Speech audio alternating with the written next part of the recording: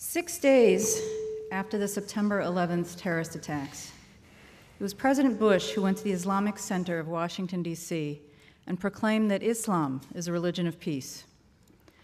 At the time, the remark was barely a cause for controversy.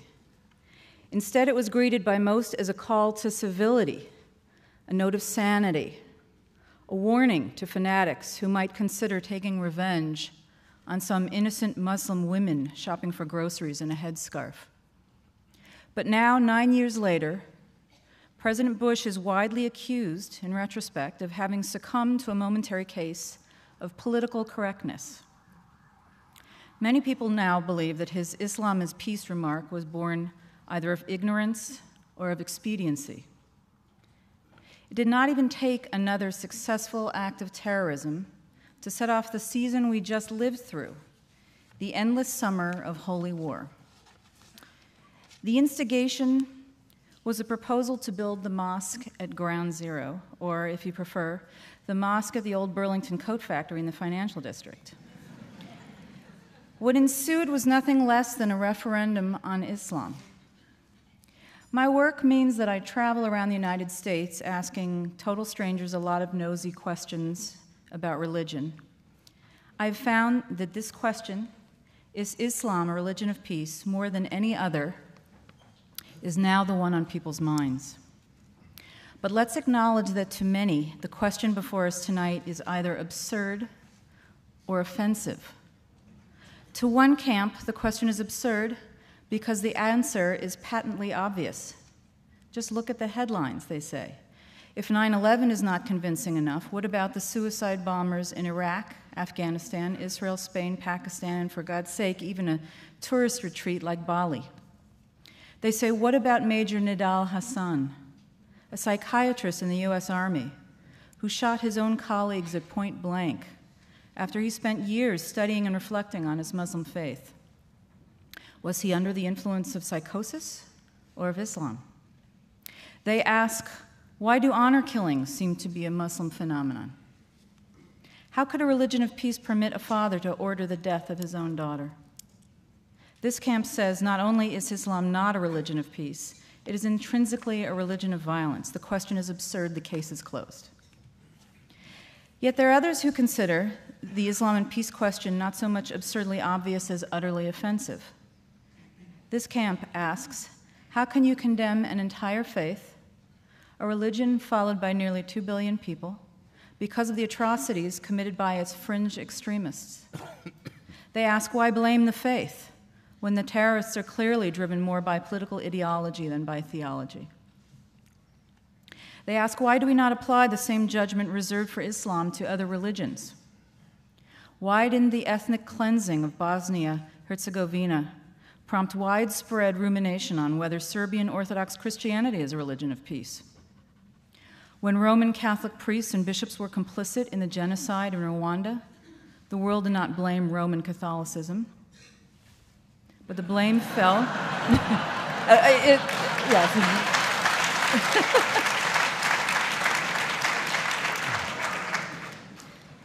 God is not great.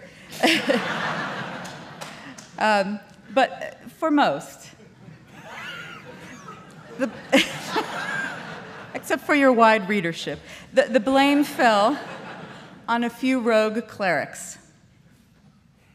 Why do we make such fine distinctions when it comes to religions, other religions, but not with Islam?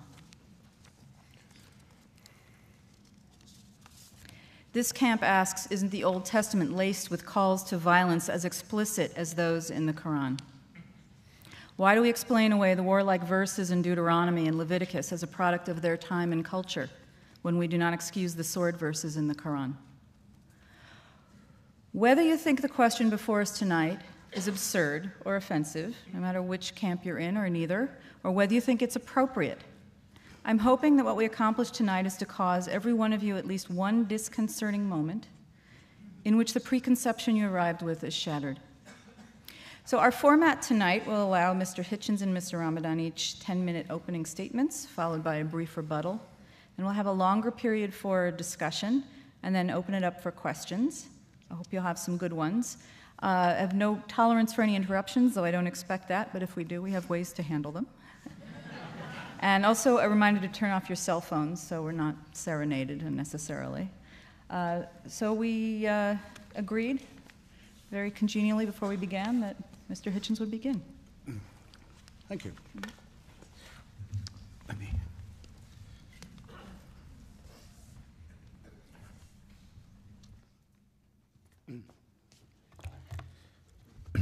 Assalamu alaikum. Shalom. Welcome back to the United States. Thank you, Laurie, for your introduction. Thank you very much, ladies and gentlemen, for coming. I have to be brief, so I'll be terse. Like a number of people who are students of religion, I've spent a lot of time lately, as you should if you have the opportunity, I recommend it very highly, with Professor Dermot McCulloch's History of Christianity. Marvelous work of scholarship and literature, written by a mainstream believer, extraordinarily broad and deep, in which he ponders one very important question, the only one I've got time for now. What happened to the word Christendom? Remember, there used to be such a term. It used to extend across the world, and the hope is that it would extend even further. And it was unironically used to mean those areas of human civilization, and areas yet to be civilized, of course, where the word of Jesus Christ reigned or would reign. And it's all gone. The word is never used except historically or sarcastically now. And McCulloch doesn't say it ended because of the Crusades, though he could. It didn't. Crusades didn't kill it. Not because of slavery, mandated by Christianity. That didn't kill it either. Nor the mass murder of colonial subjects in the yet-to-be Christianized world. That wasn't sufficient. It didn't really end, he said, till 1914, when all the Christian empires of the world, Austria-Hungary, Germany, France, Britain, France is a slight exception to this, but only a slight one, and Russia, all of them commanded by Christian emperors, and calling upon their subjects as Christians, went to war with each other and very nearly destroyed the whole human civilization, and certainly reduced it to a point where we can't guess where we might be if it hadn't been for this extraordinary outbreak of barbarism. And out of that came the terrors of fascism and of Stalinism, of which it was the seedbed as well. I mention this partly because I want to maintain that there's no such thing as a religion of peace by definition. And second, to point out, and that its best historian has to admit something that if I was a Christian would make me humiliated. But because there was another empire involved in that war, the Ottoman Empire, which also came to an end, its other name was the Caliphate, the Muslim Caliphate. It went to war on the side of German and Austrian imperialism and Hungarian imperialism, and it lost not just the war, having proclaimed a worldwide jihad against Christianity, except for German and Austrian and Hungarian Christianity, which were its allies. And it didn't just lose the war, but by 1924 had been dissolved by the Turkish leadership, by Ataturk. It lost the caliphate. And that's the only one that still has supporters. The other Christian and religious empires have all gone.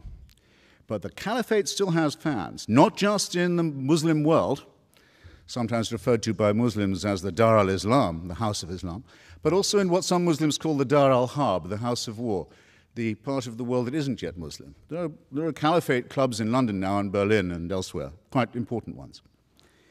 And what I want to know is why that is and what we should think about it. Believers in this fantasy have, Laurie's spared me the need to say much of this, have committed extraordinary atrocities in Istanbul, in Madrid, in India, in the Philippines, in Indonesia, and of course in our own fair city. And the pretexts for it vary. They can be, the excuse for the mass murder can be that Australia has helped East Timor become independent from Indonesia. They can be that Newsweek has printed a false story about the desecration of a supposedly holy book. You never know what it's going to be next.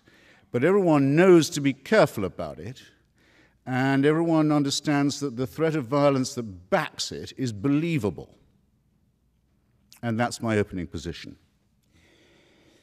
Now, you will say, I can hear it already being said, you may be saying it already to yourselves because the defense mechanisms kick in. And in any case, Laurie already said it for you. And I hope Professor Ramadan won't feel the need to say it again, but if he does, fair enough. You may say, that's not the real Islam. Those aren't real Muslims. Now, isn't that a fascinating objection? Is there anyone in this room, I exempt Professor Ramadan because it's his turn to speak next, is there anyone in this room who would care to arbitrate that question? Who is to say, where is the authority that defines who is a true son of the Prophet or true interpreter of his work? Part of the problem to begin with, and it's part of the problem because it is a religion, is that it's perfectly true to say we don't know who the true Muslims are. How right that is, who does speak for it. Only the second problem with defining Islam as peaceful, only the second problem with defining it as peaceful has to do with the fact that it's highly fissile and highly schismatic, that there is a civil war going on within it, the religion of peace. As we speak, at least one civil war between the votaries of this religion of peace is already taking place, and some of it is exported outside that world into ours, very salient fact. The first reason, though, is this. Islam makes very large claims for itself, very large claims indeed. It claims to be the last and final religion, the last and final revelation. When you see bumper stickers, everyone says you can't reduce major things to a bumper sticker. It's not my idea to have bumper stickers saying Islam is the solution. It's a well-known slogan, actually, of parties associated with the Muslim Brotherhood. They say Islam is the solution for everything. It takes care of all your life and the one to come. Sexuality, political economy, banking, diet, relations with other religions, everything. It's a total solution. What is creepy about the word total? I hope I don't have to tell an audience like this. It's the first 5 letters of the word totalitarian. It's absolute. It's absolute. It's all-inclusive. It's unanswerable. And oddly, for a religion that makes such large claims, notice another thing about Islam, it doesn't particularly like having these claims questioned or scrutinized. In other words, just as there is with all religions an inverse relationship between the claims they make and the evidence they can produce for them, you must have noticed that, with Islam, a younger religion, and perhaps therefore more in its first flush, there's an extraordinarily strong willingness to say that any challenge to its absolutist claims is by definition profane. And profanity and blasphemy can be the antecedent to very severe punishment, and often are, for Muslims and for non-Muslims. And this is not a road of peace in my submission. Thus my first point completed. The claim to govern everything from hygiene to sex and the afterlife, which contains detailed prescriptions for the good and bad versions of itself, again strikes me as somewhat totalitarian, and they're both based upon two very, very questionable and not very peaceful concepts. One is the idea of a perfect human being, the Prophet Muhammad, and the other is the idea of a perfect book, the Quran, the recitation. Now, the category perfect human primate or mammal and the category flawless book that could possibly not use any kind of change, revision, or editing are categories that do not exist. There are no members of these categories. Therefore, any challenge to this faith is bound to lead to heresy and to schism, and does. And just as all forms of absolutism and totalitarianism, leader worship and revealed truth, unalterable text, always do, because they can break, perhaps, but they cannot bend. And thus the latent potential of violence between them, among them, as well as within them, is very great. And at any moment, someone is in danger of being accused of being an apostate or an unbeliever. This week, the Coptic Pope of Egypt, Pope Shenouda, who represents 10 million Egyptians, was hustled onto Egyptian TV. He's not asked on all that often. I don't think he was even asked on this time. I think he was told he'd better come on. Why is the leader of Egypt's huge Christian minority suddenly compelled to make a TV appearance? Because one of his bishops had said in an interview that he thought that some of the verses of the Quran showed signs of having been added later on and to have been later accretion. And Pope Shenouda was forced onto the television to say, it's not that that didn't happen, it's it couldn't have happened. It shouldn't even be discussed. So that it has to be claimed even by non-Muslim subjects of a Muslim state that there is, after all, because no Christian claims this about the Bible anymore, no Jew claims it about the Pentateuch. After all, yes, there is just one book that's completely word and letter perfect from the first time it was not even written down, but recited. Now, demands that you believe the impossible do not lead to peaceful outcomes. Nor do they lead to peaceful or tolerant regimes. And I'm not going to ask you which Muslim country you would like to live in. I don't know whether Professor Ramana will tell us which one he would pick if he had to, because I don't have to ask you a question like that, because it's already in your mind. Can you wind up now? Yes, I can. I can, yes, and will. Shall, in fact. Sexual repression doesn't lead to peace. The idea that women are inferior to men is a profound cause of unease, let's say the least of it. All religions make some form of this claim. Islam seems to make it less apologetically than most. Claims that the world will come to an end in an apocalyptic form, which will lead to the victory of one religion or another, are not peaceful either. It's possible, perhaps, I haven't exhausted all my remarks, that the endless teaching of battle stories to children and the stories of lethal feuds from 7th century Arabia don't lead to peace, or the forcing of children to memorize and retell such stories by rote doesn't lead to peace either. It's arguable that peace isn't attainable at all. It may be arguable in some forms, that sometimes in places that religion isn't even desirable, but it will not come by the fanatical adoption of a man-made text and a man-made supreme leader.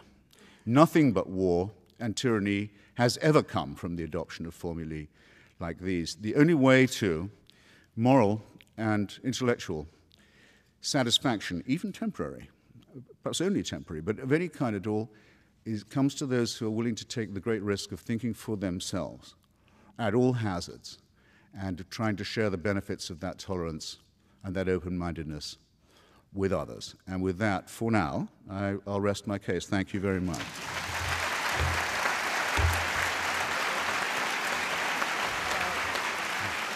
12 minutes for yourself.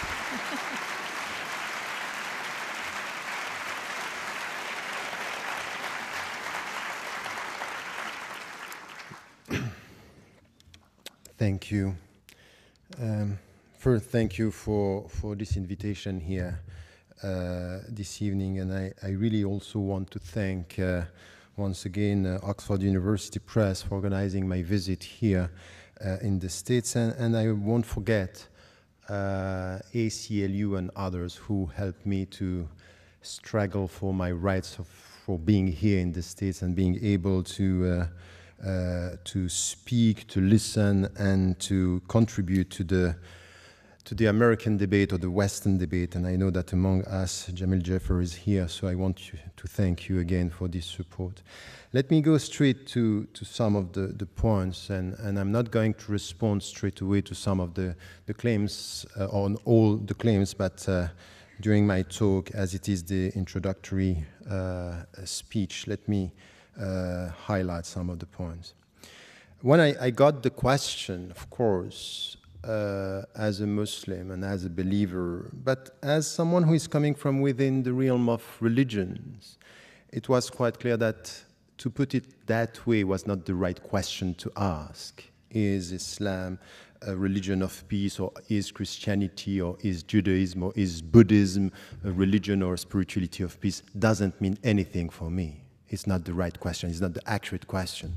Not because I think that there is a good Islam and the right Islam, and there are people who are acting in the name of Islam who are not representing what Islam is. This is not my point. I never said that, by the way. But the point for me is really to try to deal with a phenomenon, with religion from within, and to try to understand the dynamics and to understand the trends and to understand the diversity. So just to essentialize one religion by saying it's all about war, it's all about peace, and even, you know, said by George W. Bush, doesn't mean anything for me. So this is one point which is important. But religions, and all the religions, and Islam among all the other religions, are dealing with human beings. And if you deal with human beings, you deal with violence and you deal with peace. You deal with violence. Because human beings, by definition, have to do with violence. They have to deal with aggressivity, with wars. And to expect from a religion not to tackle the issue is just to dream of something which is not going to happen. All the spirituality, go for Buddhism or go for the Bhagavad Gita, you deal with violence. So this is it. Now, what is the answer coming from religions and from trends when it comes to violence and to peace? This is the right question for me. Do we have something which is coming and helping us to go towards peace? This is, for me, the right question. So now, once again, when I have people speaking from outside, and it's especially the case these days when it comes to Islam, is we speak about Islam and we speak about, you know, something which is a religion that is perceived through one window or through one interpretation, and we very often take what is visible through the media. But Islam is as complex as Christianity and Judaism and Buddhism and Hinduism. It's a diversity of interpretations. Yes, you are right. The Quran is for the Muslims the very word of God. But many interpretations and many ways of dealing with the books. The problem is not the book, the problem is the reader. It's the way, no, we have only 10 minutes. So, this is why when, for example, you take a text, and you can do this with the Bible, with the Torah, the Gospels, it's always the same. Tell me the way you read, I will know what is in your mind, but not for sure what is in the text. And this is something which is the starting point of a serious discussion in theology. Because I don't like all these intellectuals and philosophers and even journalists. They are very keen on understanding the complexity of philosophies and the simplicity of religions. That's not right. And the one to blame sometimes are the religious people themselves, because the way they present their religion is something which is all of dream and hopes and not dealing with the reality, which is a complex reality. And this is where I think we have to come to a better understanding. So very often when I deal with such topics, I just have to start with the very beginning. We want to deal with the religion, let us speak about religious issues and religious understanding, not to avoid the starting to just to come to newspapers and headlines. It's not going to help us to understand religion just to go for what is happening in the world. Let us also understand the fundamentals and then come to some of the translation, the historical experiences.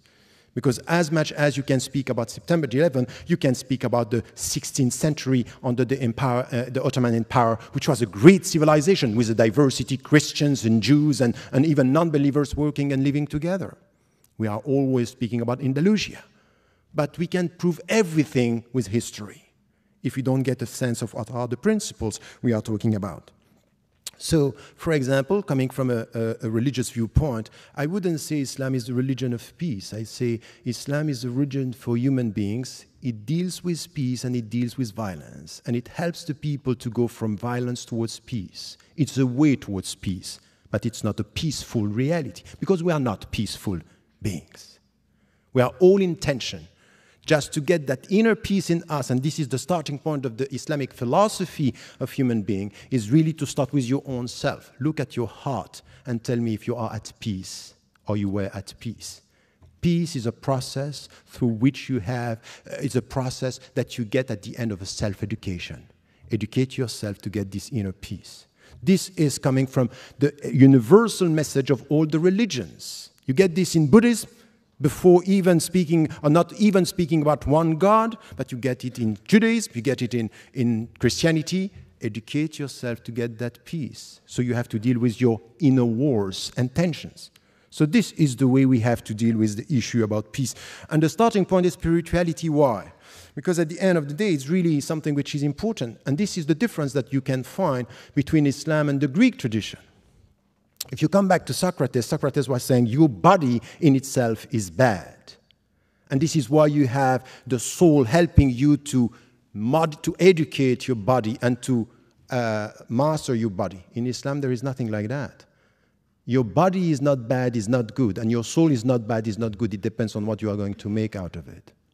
It's your responsibility because you are free. Your dignity is in your freedom, and you have to use your freedom to make it bad or to make it good. Take the good decision for your body, that's good. Make the bad decision, that's bad. So it's all a question of educating yourself with your own body.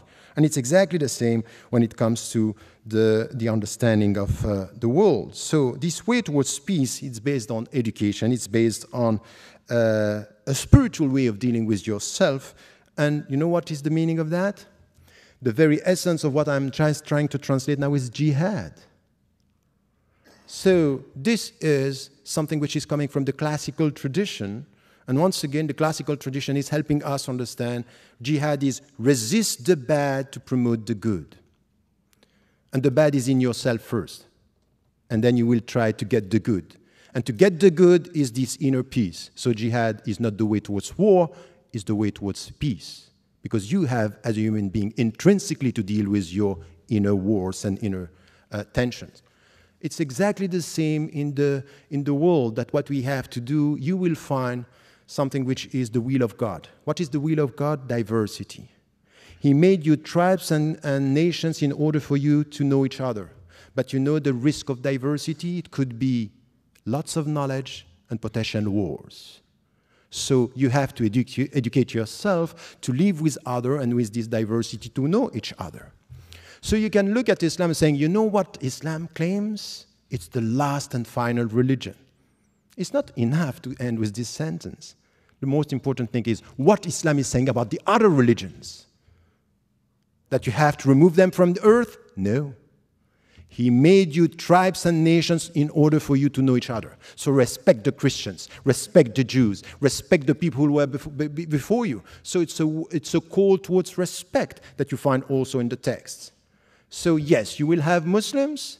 They will take one dimension and interpret this as it is the final religion, we are not going to deal with all the others.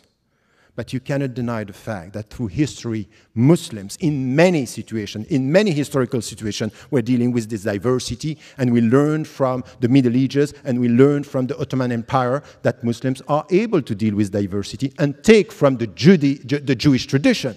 Maimonides was speaking Arabic better than me.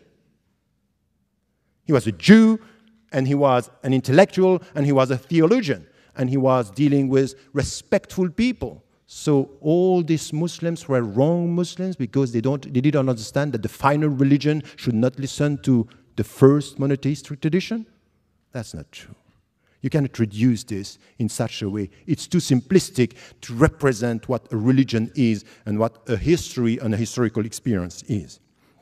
So this is, for me, something which has to do with the diversity that we have, that it's rooted in the Islamic tradition as well, in the classical tradition that we find it. So when you deal with diversity, know that you need to promote, and it's out of your personal education, mutual knowledge, to get respect. But you also have to deal sometimes with oppressors and people who are going to try to take over, and you have to resist. And this resistance, in order to reform the world for the better, is the very meaning of jihad. Now, once again, I will never deny the fact that some Muslims some theologians, in history and now, are using some of the verses in a way which is, for me, unacceptable. And I go even further than that. Just after September 11, when I was invited by Time, I came here and I was asked about this. I said, you know what? It's not only not good and not Islamic, it's anti-Islamic what they are doing. It's against my religion. It's against the principles. So I'm not saying this is the good religion and this is bad. I acknowledge the fact that they are interpreting the text in a way. But what I'm saying from where I am, from within my tradition, is this is anti-Islamic. This is not the right way to deal with the text. So you cannot reduce this into something which is, oh, the only right Muslims are the Muslims who are acting the way I believe Islam is, meaning bad. I think it's not fair. It's not a discussion that we can have. So let me come to my conclusion here. At the end of the day, if you go through the text and you understand the philosophy of this way towards peace, dealing with your own wars and inner tensions and the tensions within the society, you will find interpretations within Islam that are promoting something which has to do with peace without avoiding violence, because we all have to deal with our violence. This is something which is important, and in history you will find the examples for this and for that. So don't rely on history. With history you prove whatever you want. But at the end of the day, this is exactly the case for all the philosophies. All the people who are promoting human rights, we all have to do something which is out of humility to check our people. Because with the best means, you can promote the bad or the worst attitude. In the name of human rights, we want to kill people. In the name of human rights, we can promote and support the war in Iraq and Afghanistan, where so many innocent people have been killed. And I said it from the very beginning, never forget that the blood of an Afghani or Iraqi innocent man or woman is as valuable as the blood of an American innocent man and woman. No discussion about this. So the best ideology in the name of human rights, in the name of democracy, could be used by people to promote the worst. So let us be humble, instead of criticizing one religion and one ideology, to know that in our universe of reference, you will find people using our texts, our values, sometimes for the good, and sometimes for the bad, sometimes for peace and sometimes for war, sometimes for dignity and sometimes for money, sometimes for protecting freedom and sometimes for geostrategic interests.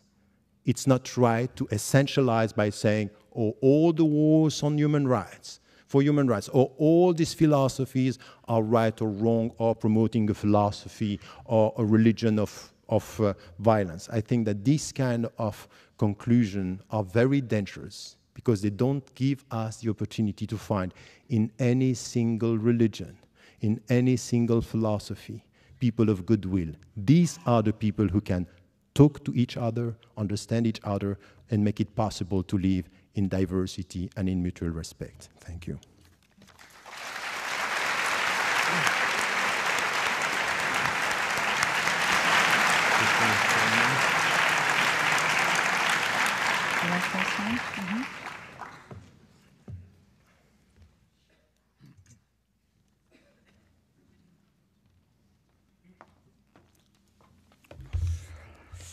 Well, I also don't think that the motion, if that's what it is, chosen for this evening, is a particularly good one. But I knew about it as long as Professor Ramadan did, and I did at least agree to speak to it, in spite of that reservation. And I make this not just as a point of self-pity, but because, for example, someone in this great city who's become used to making nice these days, Imam Rauf, who describes himself as both founder and visionary of whatever the downtown establishment is now to be called, wrote an article, I'm pretty sure it was on the eve of Yom Kippur, for the New York Times, in which he said, when you think about it, this is one of the most hand-washing statements I've yet heard him make in the Make Nice department. When you think about it, our word, Islam, is almost exact translation of your word, shalom. I didn't say it. I've never heard anyone else say it. It isn't true, among other things. Islam may have some relationship to the word salam, which can have some relationship to the word prostration or religious observance. It may, but we know what Islam means, is intended to mean, and does mean, is surrender to God. Acceptance of God's surrender, sometimes translated as submission, but in any case, the resignation to the divine will. Again, not, in my opinion, a prescription for peace, but that isn't my only objection to it.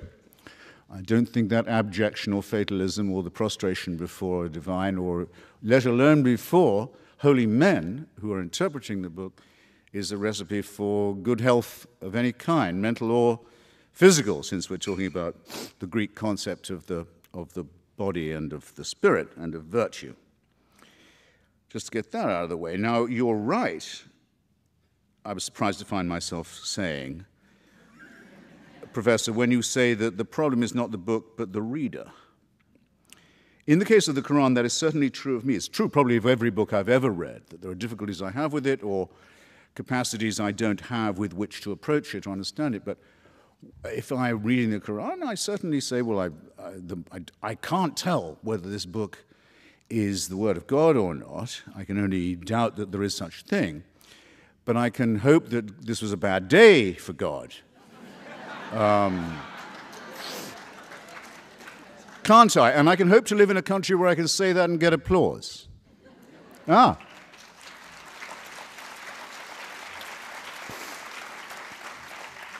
Yes, and even mirth. And don't think that it isn't a precious thing, and don't think it's being compromised. I'm coming to that.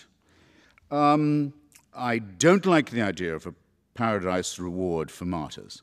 Don't like it. It's not me somehow. Don't like the account. Don't like the early accounts of village squabbles with the local Jews who've taken a look at the new claimant to be the Messiah and decided about him what they decided about the previous claimant. He's no good. He's not up to snuff. Do you think the Jews are ever going to be forgiven for that, by the way? For rejecting 2 in a row? I don't think so. And I don't see why they should hope for forgiveness either. And still I'm allowed to stand here and say this, and there are many parts of Europe I couldn't do that anymore, or I'd have to be very careful in who I'd invited for the audience. I couldn't do it easily on the air, couldn't do it easily in print, couldn't do it easily in public, couldn't do it on certain campuses, couldn't do it with certain publishing houses. Now, all of this has been done to us by the wrong Muslims.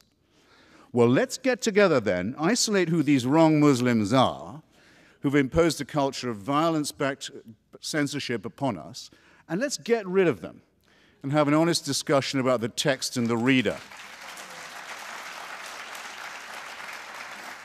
And I think the ball is in your court, Professor, on that. Just to stay with my own profession, the thing I know best. Not one major media outlet, print or broadcast, has yet shown you what the Danish cartoons actually look like. Yale University Press, which commissioned a book on them which was to include the cartoons, as how could it not, eventually panicked. Yale University Press panicked and published the book without the cartoons over the objections of its author. Everybody knows what I'm talking about. The President of the United States and the head of the Joint Chiefs a few days ago were so pulverized with fear that they had to address personally in pleading tones a Christian nutbag in Florida who might have been or might not have been about to commit a minor act of blasphemy. Is this the culture that Islam wants us to have in relation to it? One of, if you like, preemptive submission, preemptive cowering, backed by the fear of force? Because that is not multiculturalism. That's nothing like the gorgeous mosaic. That's actually the absolute negation of what a multicultural system would be like.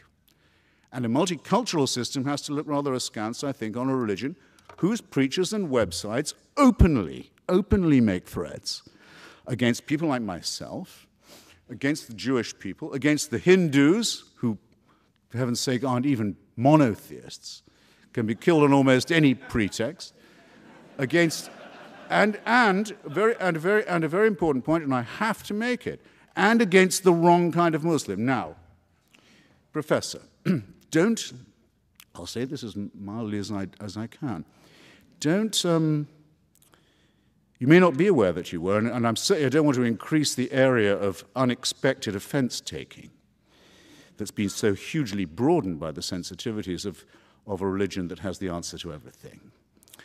But I'll just say I don't greatly care to be told, as if I didn't know, that an Iraqi life is as precious as an American one.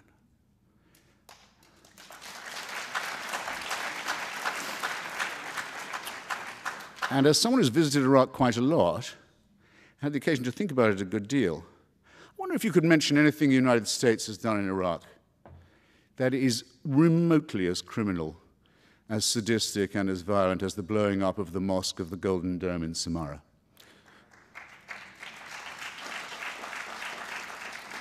One of the holiest sites in the Muslim world, callously blown up by Sunni forces in alliance with forces who, perhaps I'd agree with them for once on this, were fascistic Baathists. Probably they got the weapons and the high explosive from them. That makes it worse, surely. Intending to start and successfully, in fact, initiating a civil war in which countless thousands of people have been killed, religious processions have been fired upon, funerals have been fired upon, Qurans, without number, of course, been incinerated, much more importantly, children, old people, and civilians. Now, where is, I just wonder, you must be able to quote it to me. Where is the Sunni fatwa against this conduct? Where is it?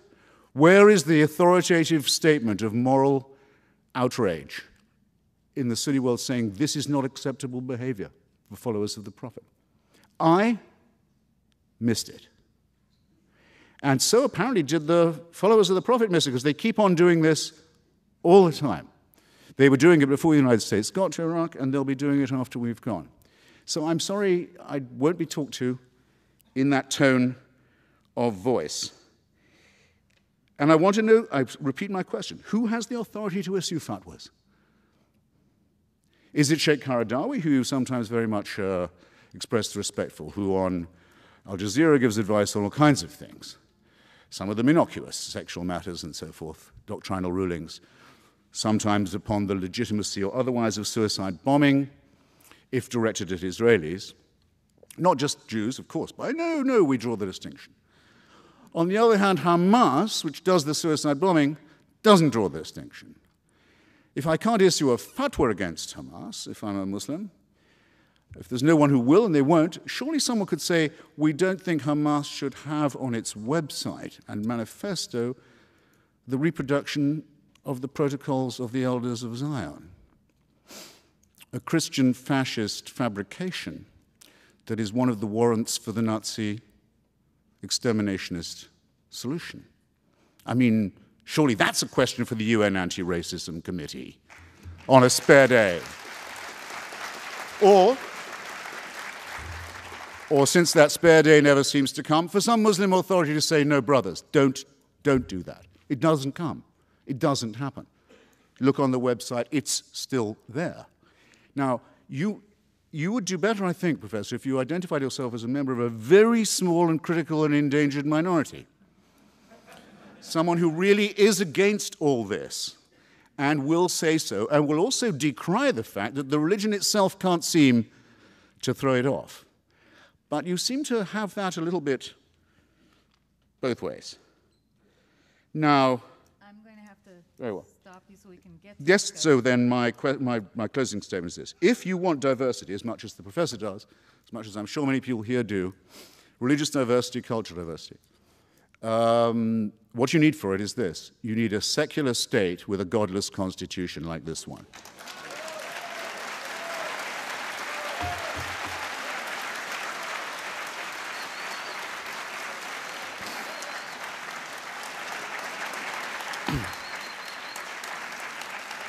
To speak as you did of the Ottoman Empire as a place where there were not just Muslims, but Christians and Jews, is either not to know yourself or to expect others to have forgotten or not to know what it meant to be a non-Muslim under the Caliphate or under any similar theocratic Muslim authority to this day. No, what we need, secularism is the only guarantee of religious freedom, and yours and that of every other Muslim we will defend.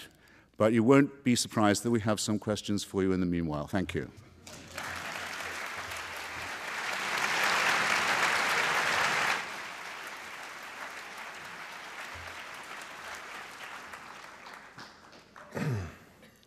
Okay.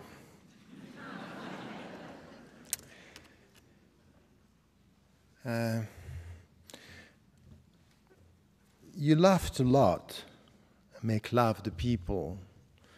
And I have a problem with, we are talking about people who are being killed, are talking about people about wars, that's fine. I have a problem with the way you are putting things here. First, you know, when you said the first remark, say, okay, you know what, total, these are the first letters of totalitarianism, because Islam is a comprehensive religion, by the way, exactly like Judaism and Christianity. I never met a rabbi, a Christian, telling me you are with God on Saturday and with the devil on Monday, or what's that? But in Islam, it's as if it's all together. It's a very simplistic way of dealing with Islam. It's a comprehensive religion, but there are rights of God and rights of people, and you have to differentiate, and it's very old. Come back to Alain de Libera, the French philosopher, telling you, you know what, separating authority between what is to God and what is to human being, it's coming from Islam. And this was taught and translated into Christianity in the Middle Ages, exactly the opposite of what we think. You may disagree, but at least acknowledge the fact that there are many interpretations in history that say Islam is this totalitarian. What's that? Auto, these are the first letters of autocratic. It's not an argument. It's not serious. And as I said, yes, it's, we are talking about reading. And by the way, it's for all the texts. It's the same for the Marxists. You know quite well about the Marxist tradition. And you know what some Marxists did with the text? It means that everything that Marx wrote was bad? No. Once again, it's a serious matter here. When we are talking about interpretations, I mean it. I mean that, yes, there are people using the text in a way which is not, and you have historically to acknowledge the fact that you yourself might have read some of the text, not in the good way. So this is the second point. About now the cartoons and some of the things that you were referring to. You know, look at the Muslim majority countries and look at the Muslims and the Western Muslims. And if you look at the reaction of the Muslims living in the States or living in Europe, you cannot just say Islam was one that all the Muslims are reacting the same way. By the way, the very month of October when the whole story started, I was in Copenhagen and I said to the Muslims, take a critical distance and don't be involved in this. You don't like it, but let it be, because this is freedom. The point is that you are not making because you are reducing something which is, oh, the cartoon was all about freedom of expression. You don't speak about the instrumentalization by politicians and governments in Muslim majority countries and even in the West about the whole story, because this is too complex to be put in. So many authorities, many scholars, and then you come with who are the Muslims who are able to speak. If you read some of the things that I'm doing or writing, you would say that, yes, I acknowledge the fact that there is a crisis of authority in Islam. But please, don't tell me today that you didn't hear the Muslim voices around the world criticizing and saying this is unacceptable to kill the people in the streets in New York, and the condemnation was widespread by the scholars. If you don't hear, of course, there's, you know, not less than 12 councils of Muslim scholars around the world, from Amman to Istanbul to Paris, Dublin, were condemning this. It's as if they don't speak. Because at the end, when the people are calling to kill for killing, they are heard. But when people are condemning what is done in the name of the religion, it's as if they don't speak. It doesn't make the headlines. But I'm telling you that some scholars did it and said it, and I was one of them. And you know what is very interesting in the whole discussion? That when the people like what I'm saying, say, you know what he's saying is good, but he's alone. Minority, it's open, but he's alone. But when the people don't like what I say, you know why? He has huge followers. So depending on if you like or not what is said, you have followers or not. So I can tell you something, that the mainstream Muslim presence in the West, in many Muslim majority countries as well, acknowledge the fact that they are critical towards the use of the religion. Now, many Muslims, yes, would support, and I did this, and by the way, I was banned from this country mainly for that, are saying, for example, that the Palestinian resistance is legitimate. And I said that, and I repeat this here. But I also said that the means used to kill innocent civilians and innocent Jews in an Israeli in Israel, I cannot accept that. Have you heard that? I said it. So, and I am not alone. I'm not alone. So once again, it's many interpretations. Listen to this and also be respectful of this diversity and the way the Muslims are dealing with this. So the fatwa, the legal opinions, are coming from everywhere when you speak about some of the issues, because you know it's sensitive, so you put it in a very simplistic way. Women, violence, Hamas, and all this together, it gives the impression, oh yes, this is right. But you don't give the people all the interpretation, everything which is done in every one of these fields, coming from the Islamic tradition and scholars of today, trying to improve the status of women, trying to condemn violence and to promote justice and peace. You also have to deal with this. At the end, you may have a problem with religion much more than with Islam. And to tell me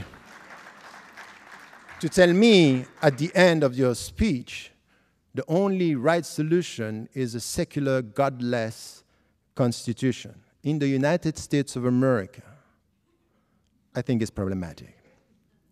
Because I don't think it's a godless nation here. There is a reference. So, no. Only the Constitution. No, only the Constitution. No, but I don't think that even the politician and even the president of the United States of America is referring to something which is a godless secular system. Or I don't understand all the speeches I listen to. But the point is that my way of dealing with the secular or separating authority, I don't have a problem with separating authorities. I don't have a problem with this.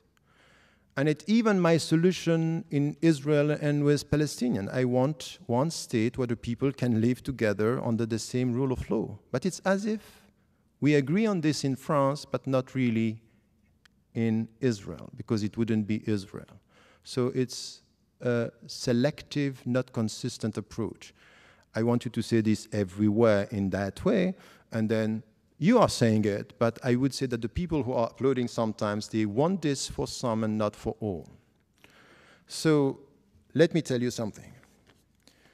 I'm critical from within, and I think that I'm far from being the only one. And from within the Islamic tradition, listen to also, for example, the Western Muslims, who the way they were dealing with the September the 11th, the way they were dealing with the cartoon crisis, the way they were dealing with fitna. Many of them were saying, no, don't be involved. In the United States of America, how the Muslims reacted to all this controversy on the mosque here in New York, or in burning the Quran Day. Listen, were they all violent? Or have you heard some voices of reason and peace in this country? I think if you are honest, you heard these voices of peace, of people referring to their religion and saying, we are Americans and what we want for this country is a peaceful, proactive existence and coexistence. I think that this is also coming from their ethics, their values, and you have to value this as being the future. So to dream of something which is a godless future, I think it's a wrong dream. but to be able to deal with all this diversity and to listen to the voices instead of rejecting an entity as something which is bad per se. Let us look at the people who from within are trying to do good with what they are and what they believe in. I think that this is the way forward for all of us, and this is the way I would put it for the future. And I'm not talking about wrong Muslims. I'm talking about a critical debate among Muslims, and I hope that you yourself, with the people who are supporting some of the views, you are also critical about the way you sometimes reduce the other to an alien presence, not helping us to get to a better understanding, a critical debate. Sometimes I'm just lost with the way you put things because the debate is closed before it started.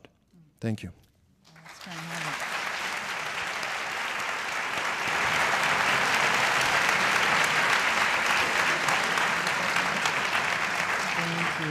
All right. We're going to try to get to the core of some of what you raised, and then get to some questions. That ran long, but I think it was very fruitful. I want to distill something that came up here. Two important things. One is the question of authority in Islam.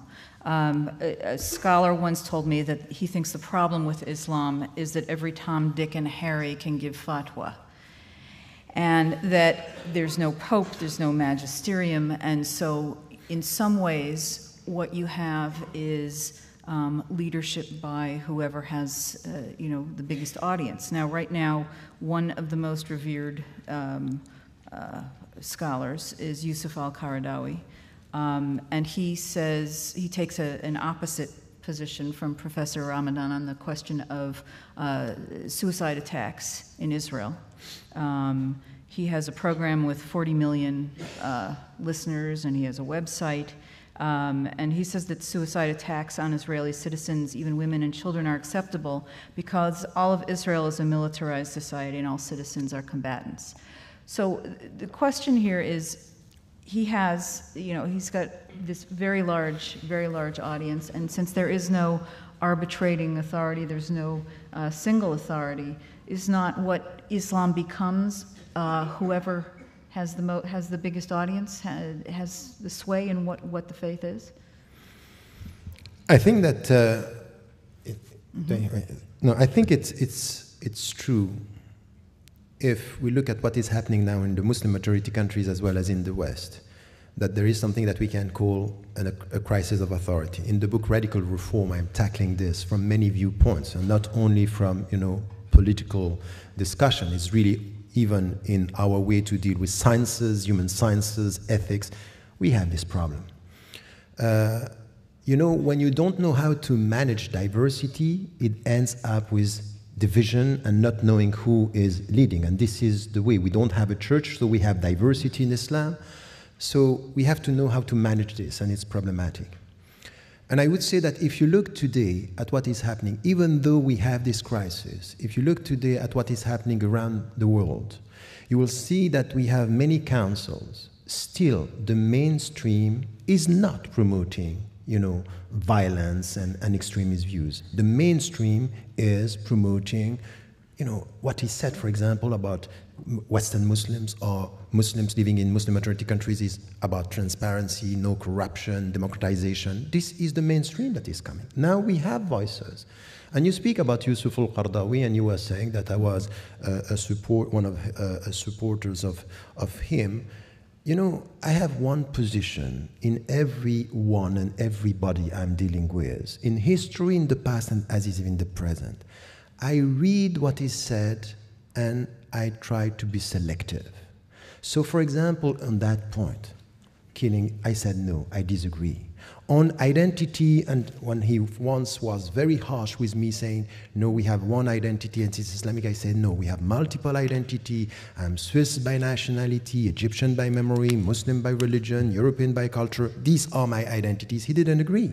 So I talk to people, but I know that on this, for example, in Israel, I disagree with him, but you cannot reduce Yusuf al-Qaradawi in the world today to this position. Because he had many other positions on women, on the society, on democracy. He is promoting something which is, he called democracy in the Muslim majority country, that you have to consider by saying, okay, on this we disagree, and on that we need to have a critical debate. You cannot just, because one position, we don't like one position, we remove the people from the landscape. No, they are part of the landscape and they are heard in the Muslim majority countries. So this is my position on that.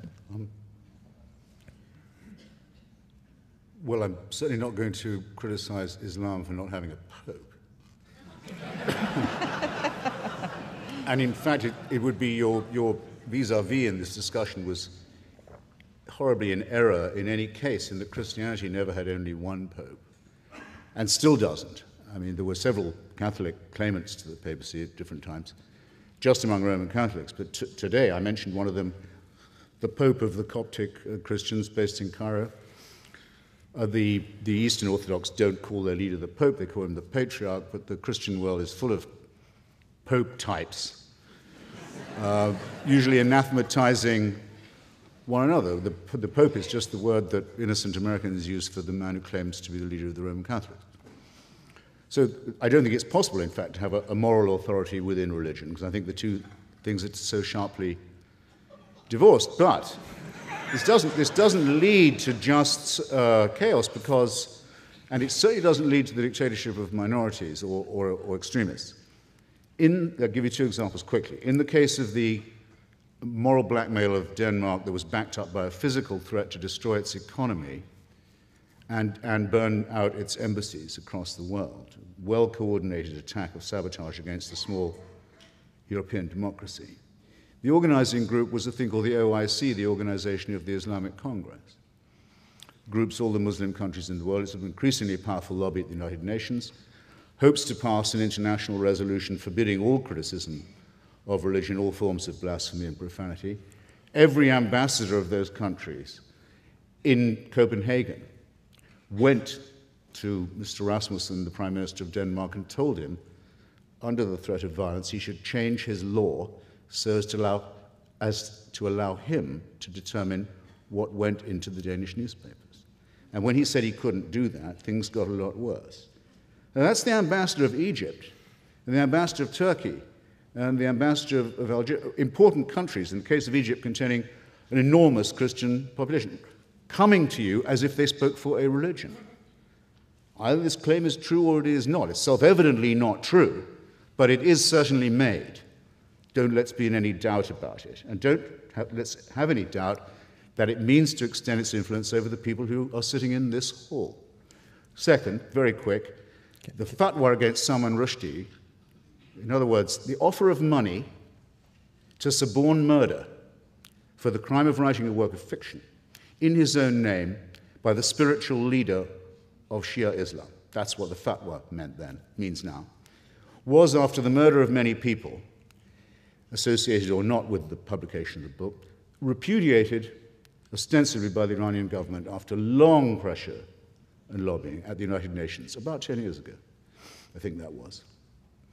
But I've been since then, I've had the pleasure of going to Friday prayers at Tehran University, twice, to hear the sermon.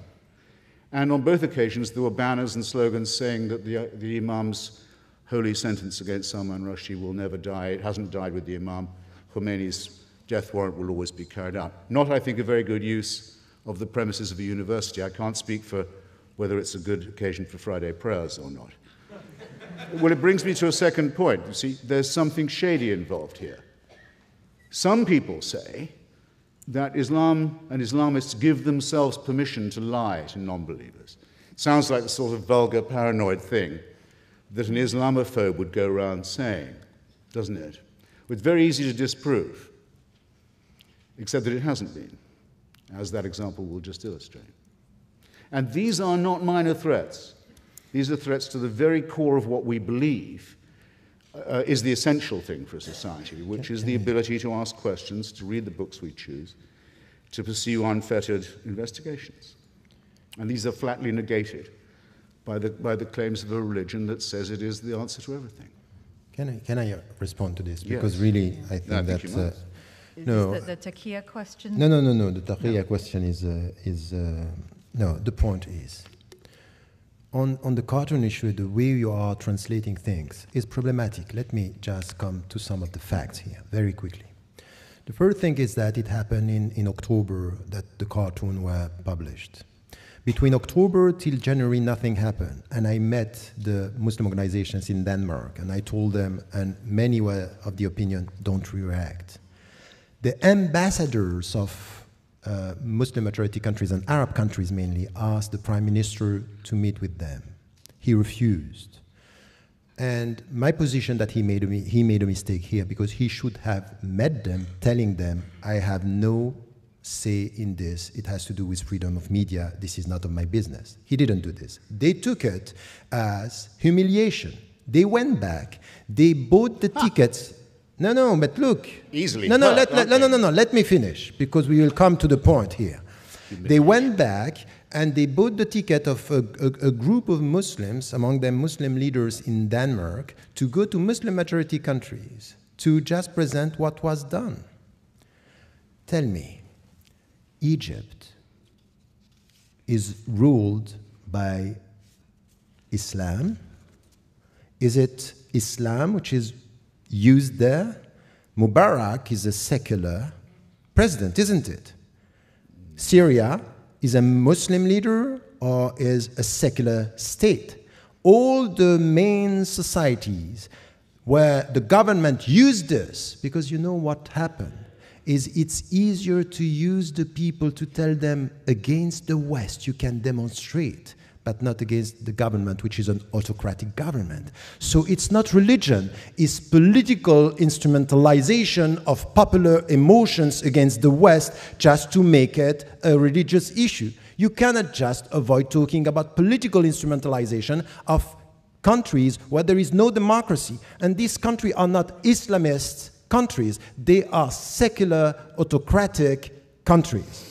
On your third point, I can't possibly disagree with you. Of course, there's a great deal of opportunism and demagogy, and I'm certain hypocrisy as well. And in fact, I will say that I've heard you and seen you saying that before, and I agree. I don't think I would classify a country that hauls the Christian leader of its minority onto the TV to say, no, it's not possible. It could have been any.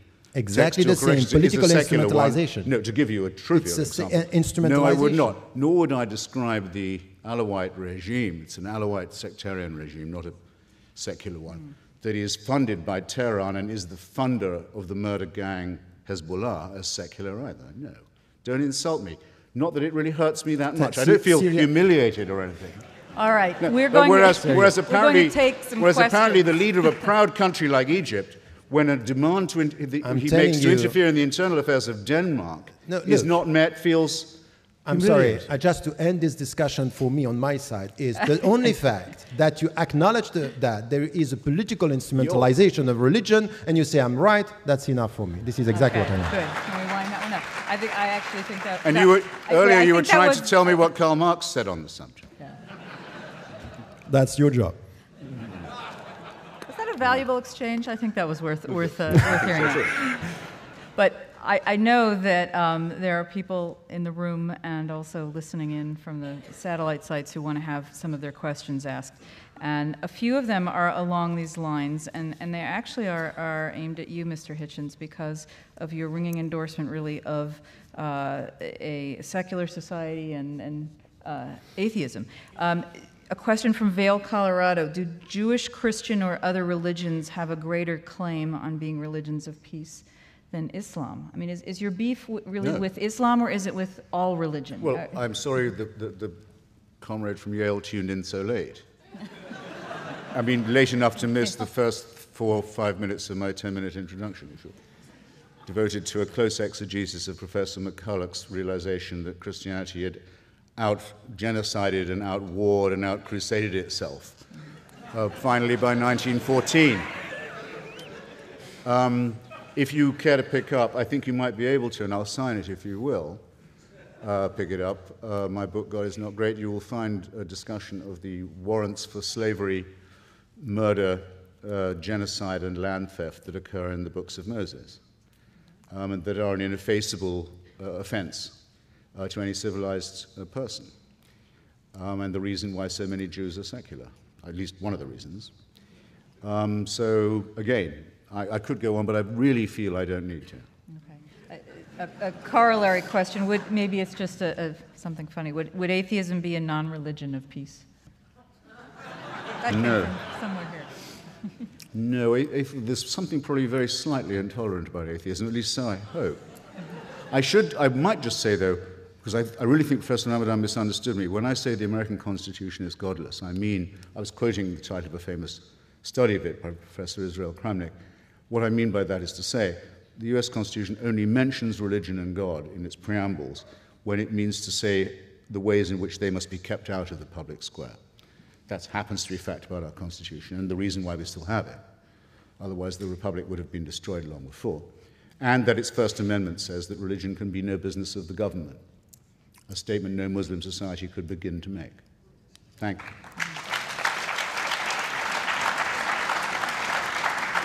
But once again, you can just refer to the Constitution and you will have Muslims just referring to text and avoiding the practical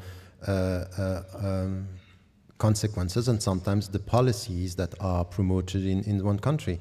And remember that the previous president, George W. Bush, was talking when going not for the same reasons as you, or not from the same source, because you were supporting the war in Iraq, but he was doing it in the name of God. So the Constitution here is not preventing someone from within to speak in the name of God, even if he's supporting exactly the same thing that in the name of the peace that you are promoting, you were for the war in Iraq. I mean, I can't imagine you're going to defend President Bush here. well, from that, from that charge, I can. No one was ever summoned to vote for the war in Iraq in the name of God, and the president's own church, as well as every other Christian church that I know of, was opposed to the war, for whatever little difference that might make. None to me.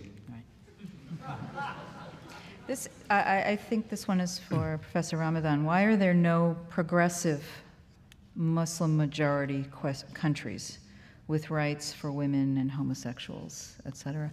Go ahead. No, I think that, once again, if you look at the Muslim majority countries, we cannot just have something which is a monolithic vision of what is happening.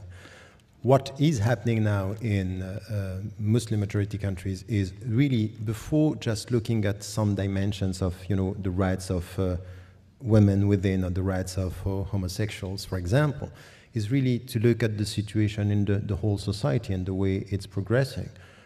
Now we have the great majority of the Arab countries, they are under dictatorships. There is no freedom. Religious or secular society, this is the same for all.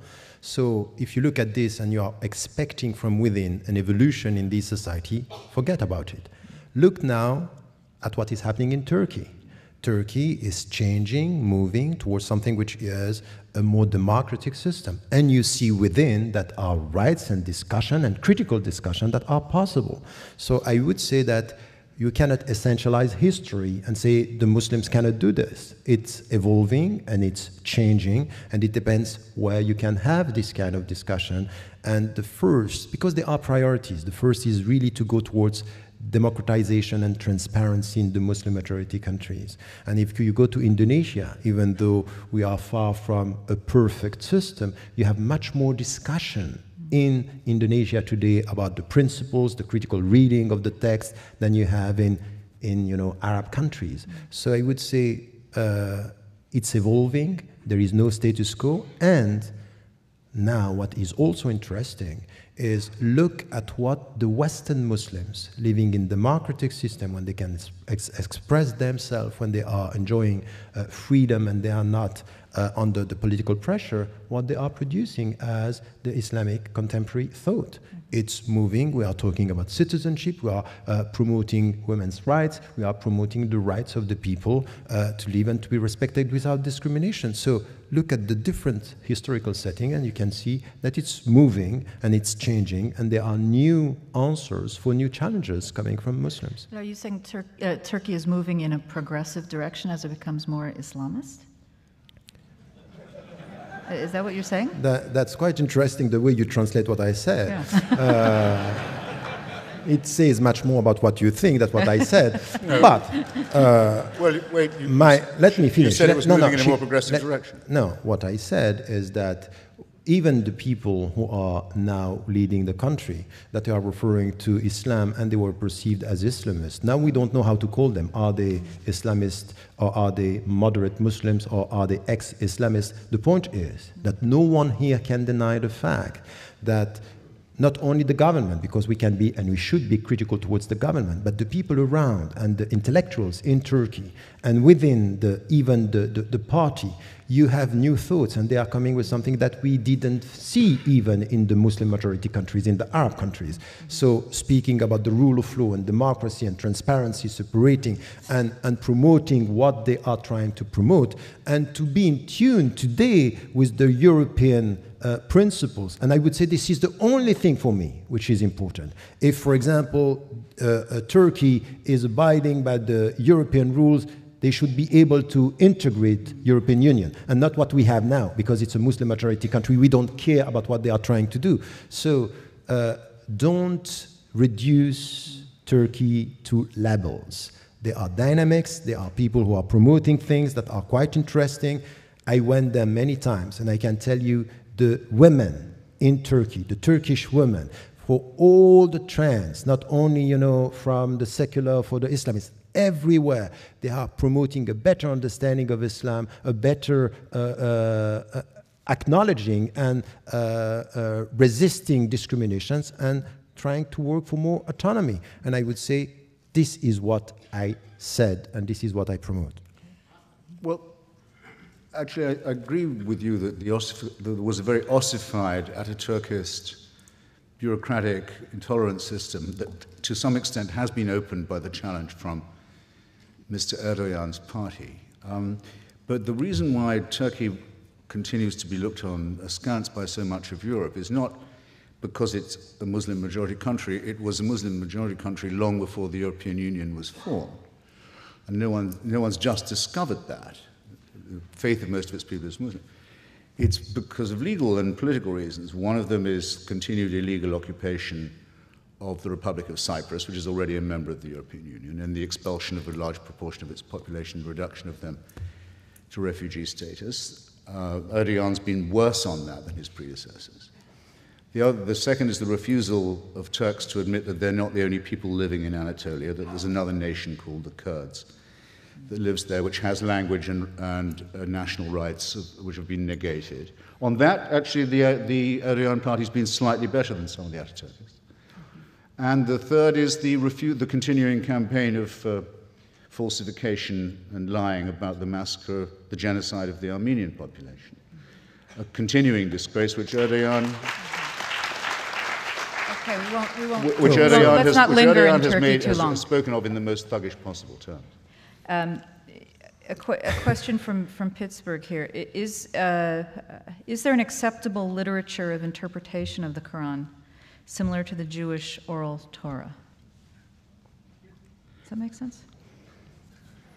Yes, of course. If you come back to the classical Islamic tradition in what we call fiqh, law and jurisprudence, and ethics, and we have a huge classical tradition. The problem very often is that the Muslims themselves, they neglect and ignore their own tradition, but also the people who are coming to Islam, they are just driven by headlines, and they are simplifying the reality of, you can get a PhD in the States or anywhere in the West without having one notion of what is called Islamic philosophy. While the Islamic philosophers, the philosopher referring to Islam as much as Maimonides and so many, we only know Averroes because he's very close to us. But the fact that we refer only to him is just showing us how much we ignore about the others. Do you know that Descartes, who came with the rationality and doubt, himself read the thesis of Abu Hamid al-Ghazali, who was talking about doubt, and doubt as a sense of getting certitude and knowledge. neglected, not known. And I think that the Islamic tradition is full of that. We have to reconcile ourselves with our past in order to come with a diversity of new visions for the future. And I think that this is missing for all of us. I would say that this neglectfulness towards history and tradition is a problem within the Muslim universe of reference as much as it is for Christianity and Judaism and all the other great philosophies and religions. We have a few questions here. I don't think we can avoid this tonight about Sharia. It's become a kind of an assumption among many Americans now that what Muslims are really after is the imposition of Sharia in every society in which they live, even Muslim minority countries. And it's not a lot understood about Sharia, but what is known is that crimes such as adultery, blasphemy, apostasy, and homosexuality are punishable by the death penalty. And to Westernize, this seems like a whole legal system that's a violation of human rights. So what is the intention with Sharia, especially for Muslims living in the West? Is the idea that eventually we get there and we all live under Sharia law? You know, this is a legitimate question, and it's an important question. Because many Muslims living, not only in the West, by the way, throughout the world, you have Muslims, they deny this. They say, no, they don't understand Sharia, or they reduce Sharia to the penal code, and sometimes it happens.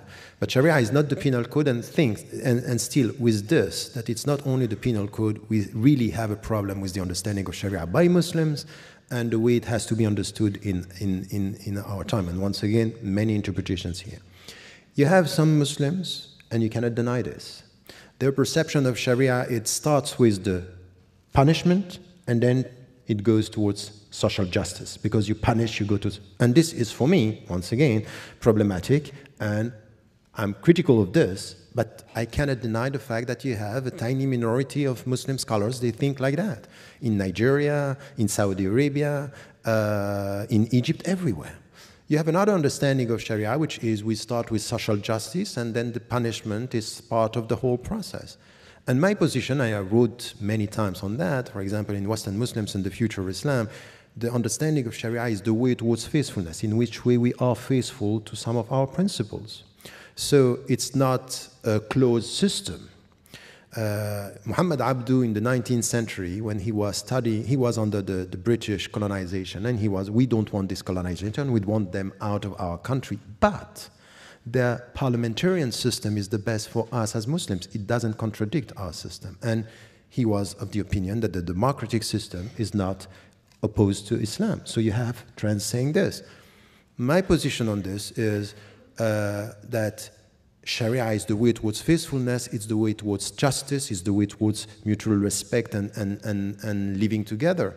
So this is why, for example, when I read the American Constitution or any European constitution today, and it is said all the citizens, men and women, black or white, should be treated equally by law, this is my Sharia. I'm not going to change this. So the point for me is when the principles are respected, and the principles of justice is something which are not two systems that are opposed, they are principles that are common, that we can live together. So this is where, from an Islamic viewpoint, from within the Muslim communities in the West, you will see that the mainstream position coming from all the Muslim organizations in the West is we abide by the law of the country, we are loyal to our country, and we act as active and responsible citizens within the country. And the only thing that we can say today is look at the facts and the figures and not only the perceptions, because I was shocked. But what I got as an image, I didn't think that this could happen in the States, what we had with the community center in New York by people saying Islamization of America. I saw this in Europe. I thought it was impossible to have it here. And then it came here, meaning that the people are scared, there is a great deal of mistrust. These people are silently colonizing us. So this is where the Muslims, and this is why your question is important, should come and say, look, We are American citizens. We abide by the law. We respect the Constitution. We want to be treated equally, mutual respect and equal rights, no discrimination for any religion or no religion at all. This is the way it should be. And if you look at facts and figures, millions of Western Muslims today are just abiding by the law, and they got the 3 L's that I'm talking about in the book. Is the first, they abide by the law. The second, they speak the language of the country, English as you speak English, or German or British, they speak the language, and they are loyal to the country. They want the best for their country. This is what it means to be a Western Muslims or Western or Muslim Europeans or Muslim American. And I think that the Muslims should also speak out about what they want, but they also need to be heard when they say things like this. Because I have been repeating this for 25 years. And after 25 years, what I get is, smart guy. He has a double talk. He say this, but he means something else. So if someone is telling you always, when you say something, that you have something else in mind, there is no discussion. This is, once again, the end of the discussion, because the point is that there is no trust. There is no potential discussion and critical discussion. And by doing this, let me tell you something which is also important. It's very counterproductive. Because at the end, there is no dialogue. It's not possible to talk, because if you talk and say, oh, you talk in a good way, it means that you have bad intentions. And if you speak in a bad way, oh, now we know your intentions. So what do you do? What are you going to do? Could we accept that as a closing statement from you and let Mr. Hitchmans make his? Oh, goodness. Because we've gone over? So that's fine. I think that's a fine closing statement. Thank you.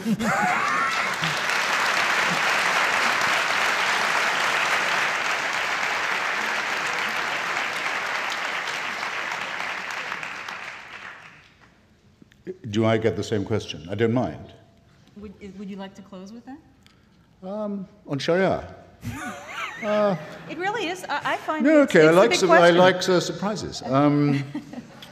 Well, Sharia just means law. I mean, all people who say Sharia law are making an elementary mistake, and of course it's not the case that every thief has their hand lopped off in Muslim society, or every adulterer gets stoned. And so, and I'm perfectly sure that's not just because it would diminish the labor force so radically, or so to speak, disable it. I think it's more because of something I've claimed to notice elsewhere, which is the religion is man-made. And so there are enormous discrepancies in how these things are promulgated and also how they are enforced.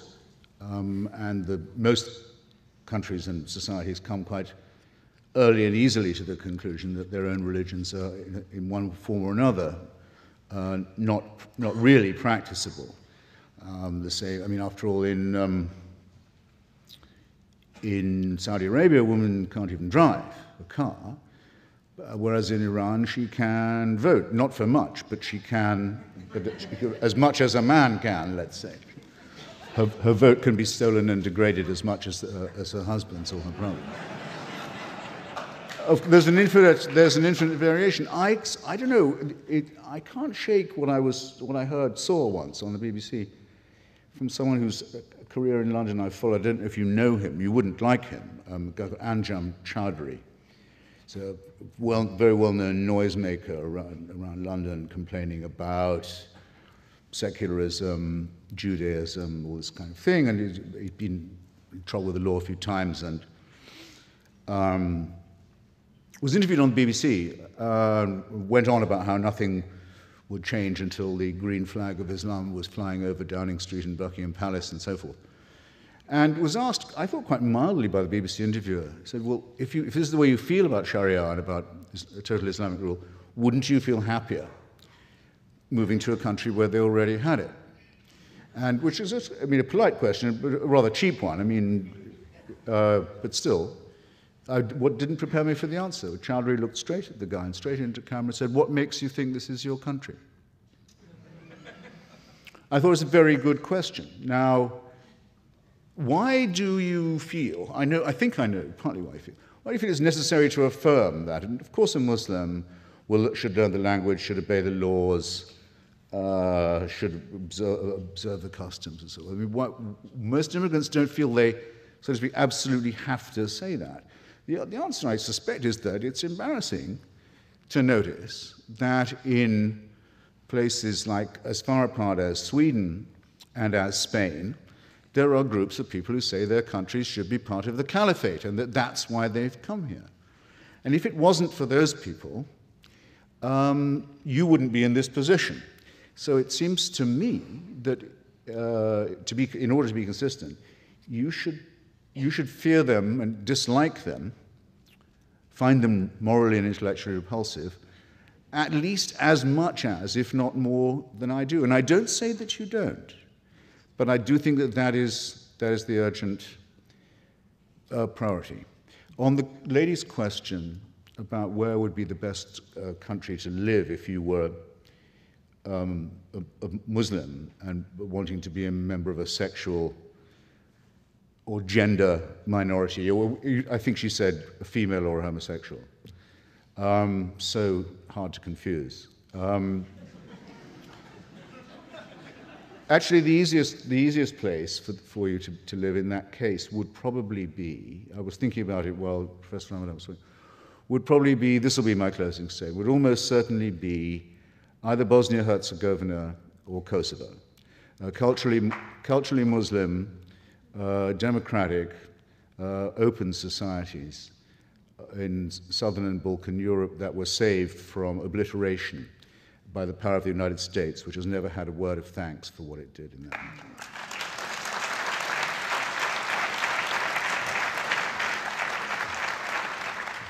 And which remains a secular country with a godless constitution.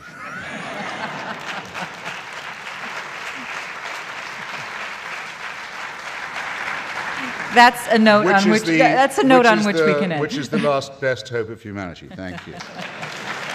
All right. Thank you both. I hope it's been an enlightening evening.